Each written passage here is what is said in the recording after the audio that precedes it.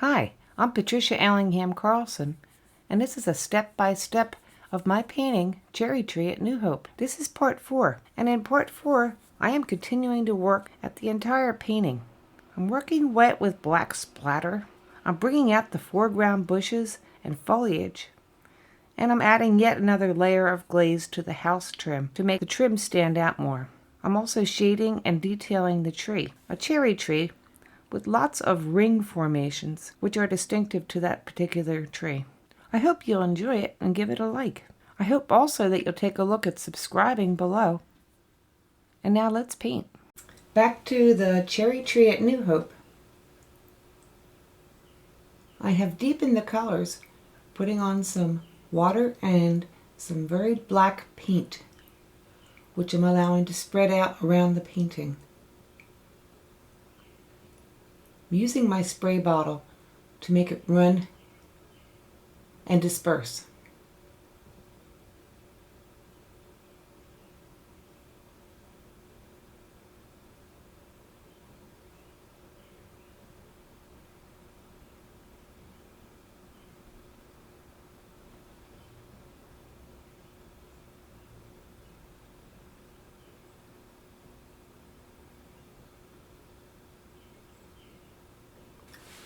I put my hand up to mask where the spray bottle falls, or the water spray falls. I don't want it to spread wildly all over the painting, but only in certain areas. So my hand is blocking the water.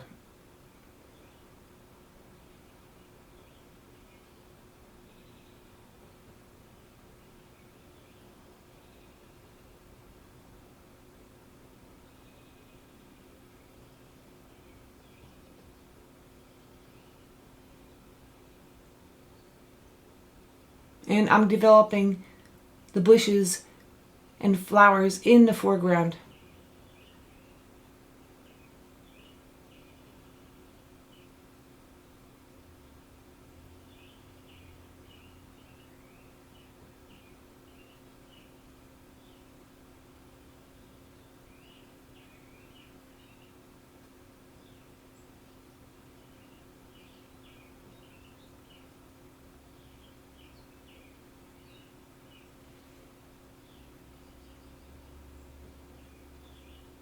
Here you see me working on the leaves up on the treetop.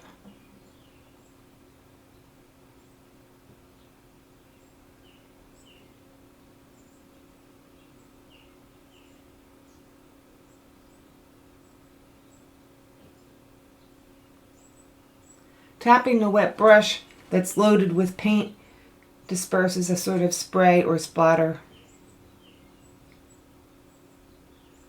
If that doesn't work, I can also spray it with my spray bottle, but usually that works for me. It disperses the paint in a random way, which to my eyes is how nature sort of falls, random.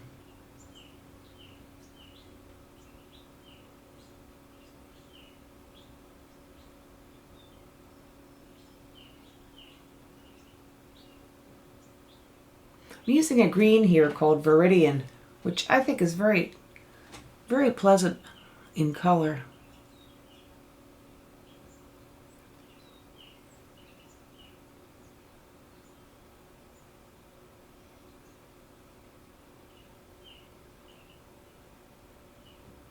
Now I've put down a concentrated blue with some acrylic ink, and on top of it I've dropped my white acrylic ink.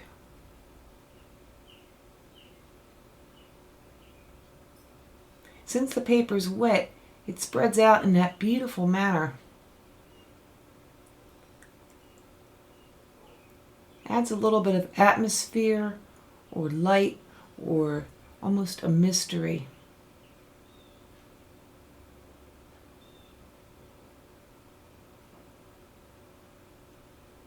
It's an effect that I really enjoy working with.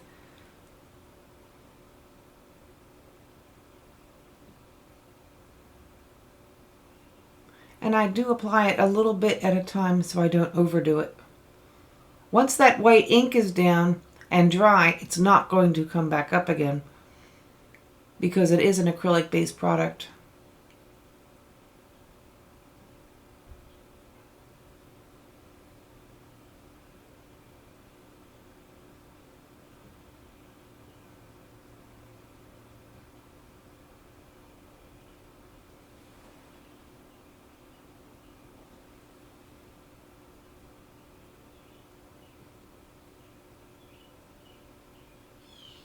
And I'm using the white ink on the tree for highlights,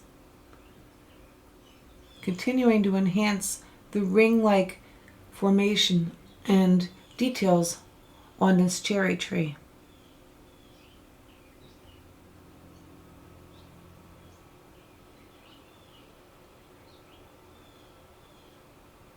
Which I then break up and soften with some water spray.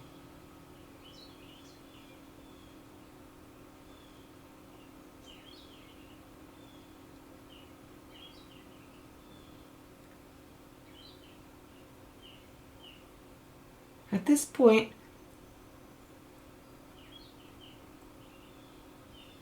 I am trying to continue to work on the architecture and get the details correct on that beautiful Victorian building. This is the shaded side of the building, so I'm having some fun with shading colors.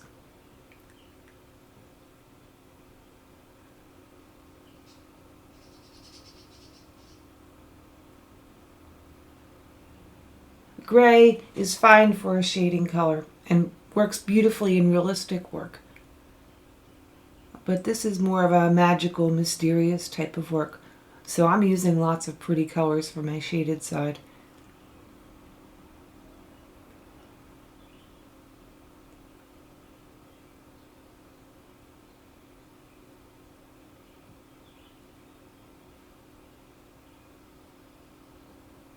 Deepening some of the shadows in the porch. And straightening out those columns, which seem to be not quite right.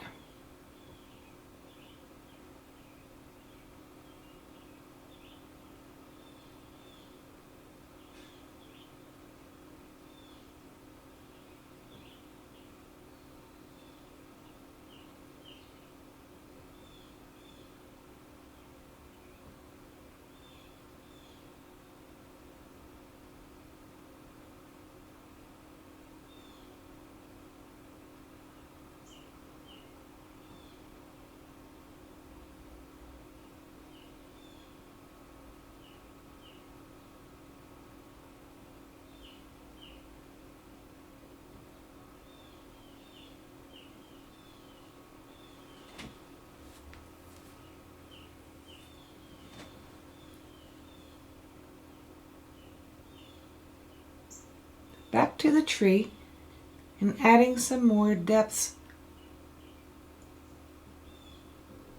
to the foreground area as well, in front of the tree.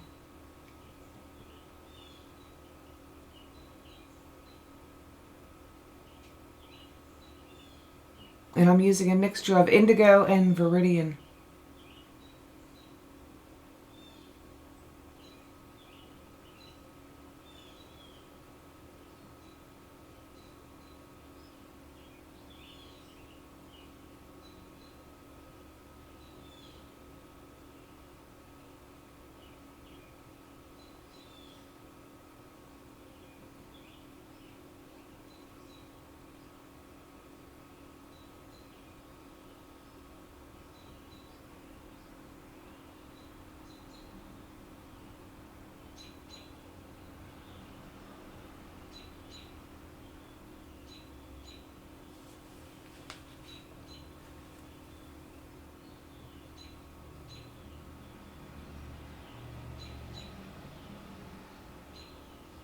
And some turquoise.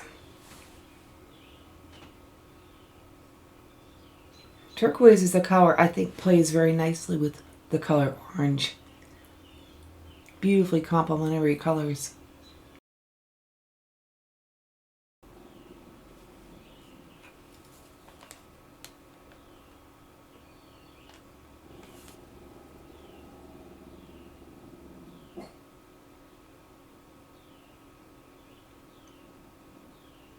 All this brightening and color work in the foreground continues in much the same way. And I think we can move it forward a little bit here.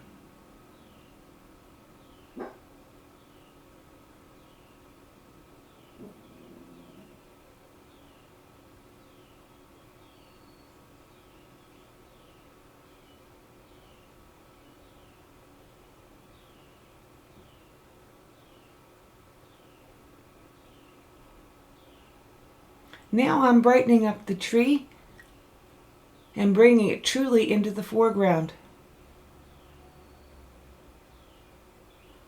Painting some very bright colors on some of the branches as well as in the trunk.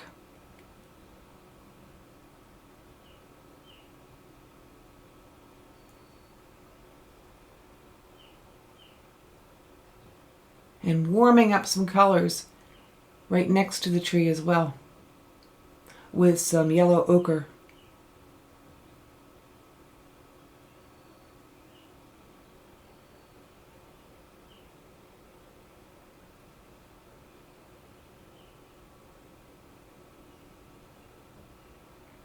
Adding some detail in the architecture. Along the porch there was some small decorative trim, which I'm bringing out with a strong dark. And back to that little gingerbread trim on the porch, I'm making the negative spaces and the spaces directly around it darker so that it will stand out even more. This is most likely the third or fourth time I've done this, but a little bit at a time seems to be a good way to approach something, as opposed to doing too bright in the beginning and then having to work with taking it off. Question being, how much is too much, how much is not enough, and that's really up to what your own judgment and your eyes tell you.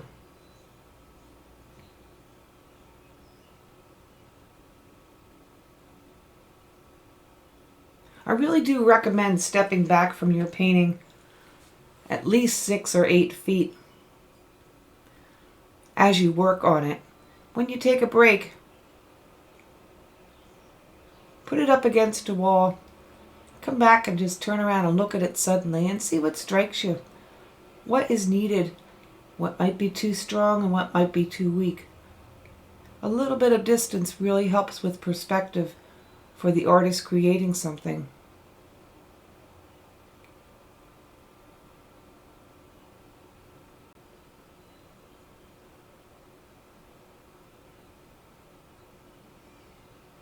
I'm using the white ink to highlight and detail the bright side of the house.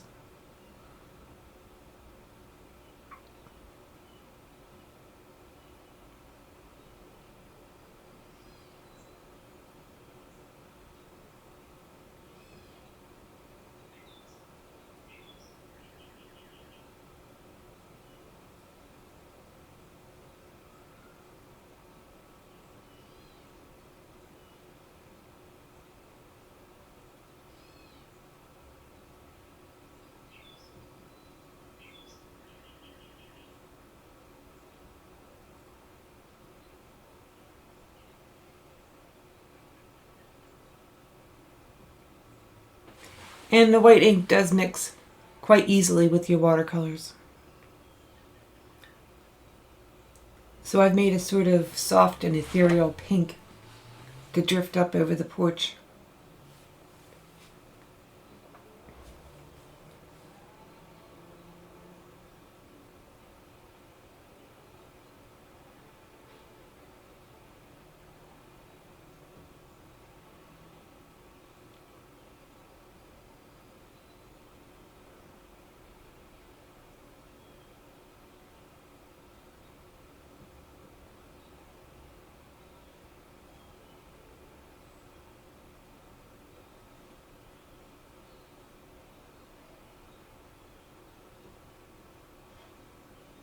I wasn't sure exactly how dark to make the tree or how high to bring up the accent coloring.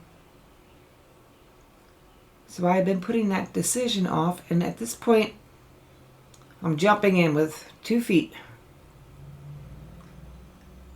Bringing the dark colors up into the top part of the painting incorporates the strength of the tree that grows right off the page all throughout the painting, and I think it was needed, but I wasn't sure until this point in the painting. So I'm using burnt sienna and I'm using black to do this accent and detailing work at this point.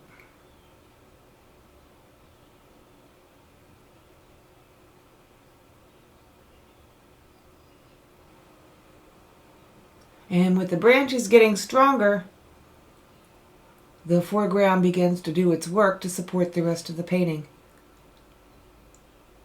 There's more to go, but I am getting there, and I could see it at this point. This has been an intriguing work for me to work with, and I really am enjoying myself at this point.